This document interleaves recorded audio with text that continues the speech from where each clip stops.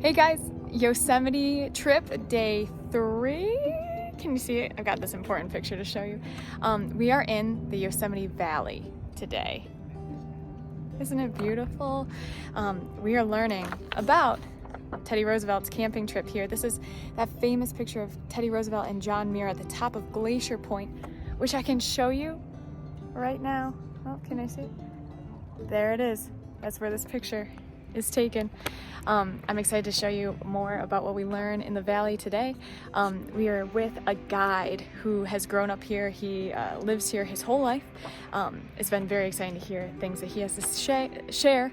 And I don't know, we might see some wildlife today. We'll see if I can see like maybe a bear to show you. It's gonna be really awesome. Okay, day 3, here we go.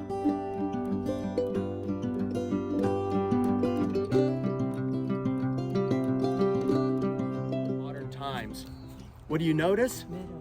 Lots more meadows 100 years ago, lots more forest. So most of Yosemite Valley used to look like this. It was much more open meadow. The trees were much more spaced out. They say anywhere in Yosemite Valley in the late 1800s, you could stand and you could see the base of the cliffs in both directions.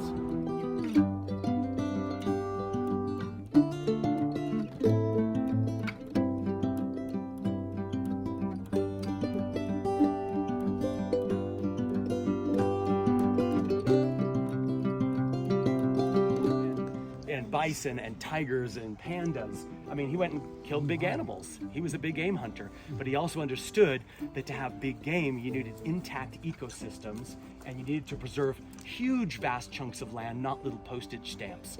So, you know, with his meetings with John Muir and others and being influenced by Yosemite, he went on to be the biggest conservation president we've ever had.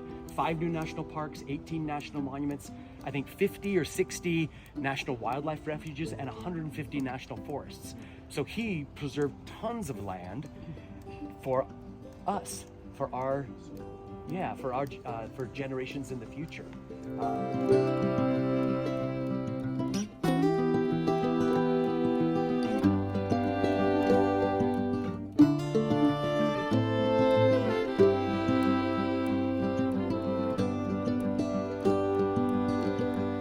Hey guys, we just learned about something crazy. This is a huge rock fall. Now, here's our path. Here's the path below. But I'm trying to give you the visual view. Holy smokes! That would be crazy. Also pretty scary.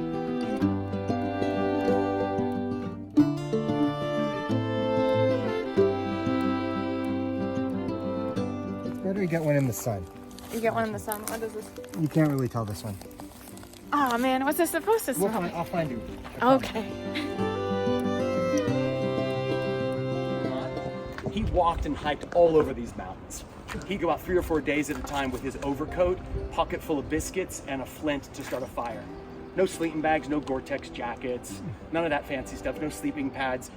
When it got really cold, he'd build a fire and sleep by it. When it was even colder, he'd build a bigger fire.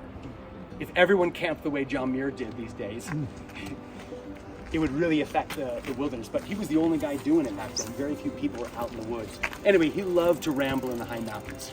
When asked by a newspaper reporter, 1890s, in Yosemite Valley, what hikes, Mr. Muir? What's your favorite hike, or which hikes should I go on when I'm here in Yosemite? He said, hike? This is John Muir saying this. Hike? I don't like either the word or the thing. People ought not hike in the mountains. They should saunter. Do you know the origin of that word, saunter? Oh, it's a beautiful word. Way back in the Middle Ages, when people would go on pilgrimage from Europe to the Holy Land, they would pass through villages, and the villagers would ask, where are you going? They replied, à la Sainte-Terre. À la Sainte-Terre. In French, it means to the Holy Land. They became known as Sainte-Terreurs or Saunterers. Now, these mountains are our holy land, and we ought to saunter through them reverently, never hike. We must be getting close to the waterfalls because we can hear it.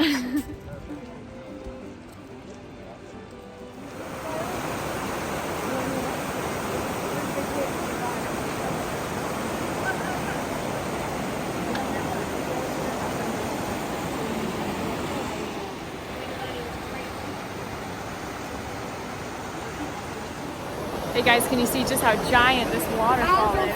I'll get this. Way down there. Can you see all the little people up there too? Just gives you some perspective of how big this is. It's pretty cool.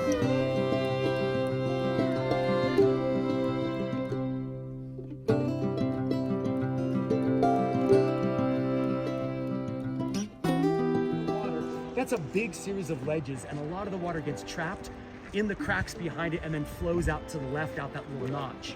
There are some rock climbs that go up that cliff face that climbers climb, not when it's heavily flowing, like in the spring and early summer.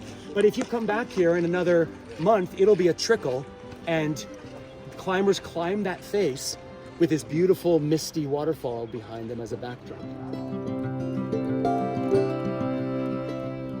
Hey guys, now we are at the base of Yosemite Falls, and this place is pretty busy. It's like, oh, got it, and then when no one's there. But here we go. It's kind of like Disneyland of Yosemite. Still pretty cool. You get why everyone's coming here, because it's beautiful.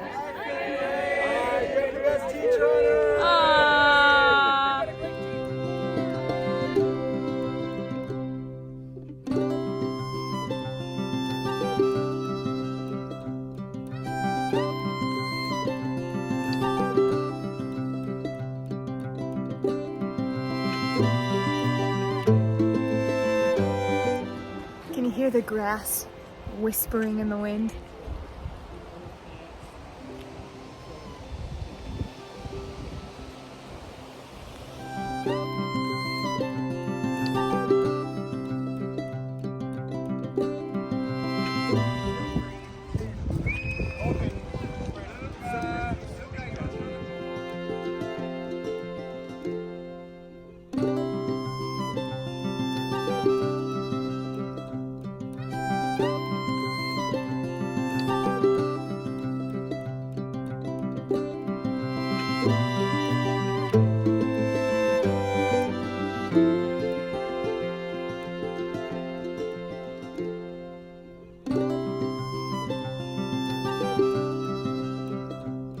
All right, so to wrap up day number 3, we had a great time learning from Paul, our guide today in the Yosemite Valley. We saw that bear.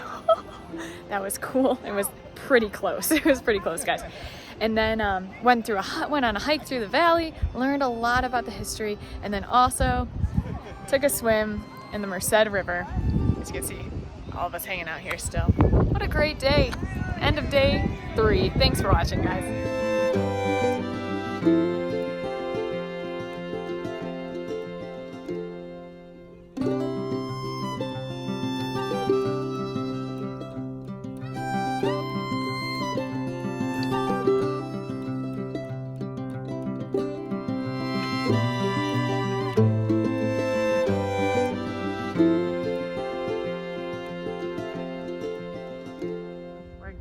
Good morning and welcome to Yosemite Valley. I was going to tell a little bit about how this valley, Yosemite Valley, is not the first national park, but really one of the first times anywhere in the world a government set aside land for the public to preserve it because of its scenic beauty.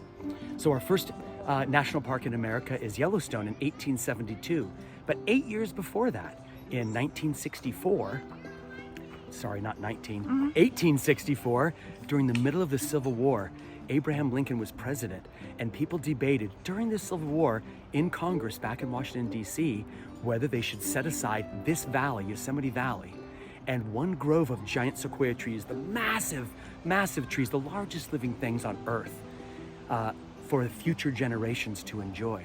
And fortunately, the decision was made. They called that the Yosemite Land Grant. And the federal government granted Yosemite Valley and a grove of giant sequoias to the people of California for preservation for future generations. That's the first time a government had passed a law setting aside land for the future in this way. So it was before there was even a national park idea. There wasn't even the vocabulary national park. We just called it the Yosemite Grant.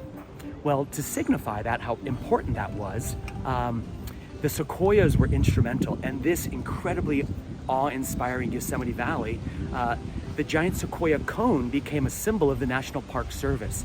I don't have a cone with me right now, but the largest trees on Earth, it's amazing, they have a cone that's just about the size of a small egg or a ping pong ball. That's about the size of the giant sequoia cone. And to commemorate the origin, the seed that was planted of the national park idea right here in Yosemite and the giant sequoia groves, that sequoia cone is the emblem that's on the National Park Ranger's uniform. A National Park Ranger has a Smokey the Bear hat, and they have a leather belt, and the leather band on that hat has the symbol of the giant sequoia cone all the way around it. There's a little brass sequoia cone on there. Also their belt, their waist belt has sequoia cones on it. So if you go to Washington, D.C., or the Everglades, or Alaska, or the Grand Canyon, or any national park in America, it has giant sequoia cones on the uniform. Park rangers across the country honor that giant sequoia tradition. On their patch, not my patch, but the National Park patch, it's the shape of an arrowhead to commemorate the native people and the native heritage of most of these national parks. There's also a giant sequoia tree on the national park emblem, and a bison. The first park was Yellowstone, that has bison, also known as buffalo, and a mountain. Mountains, wildlife, and vegetation are represented on that patch, and the giant sequoia tree is there as well.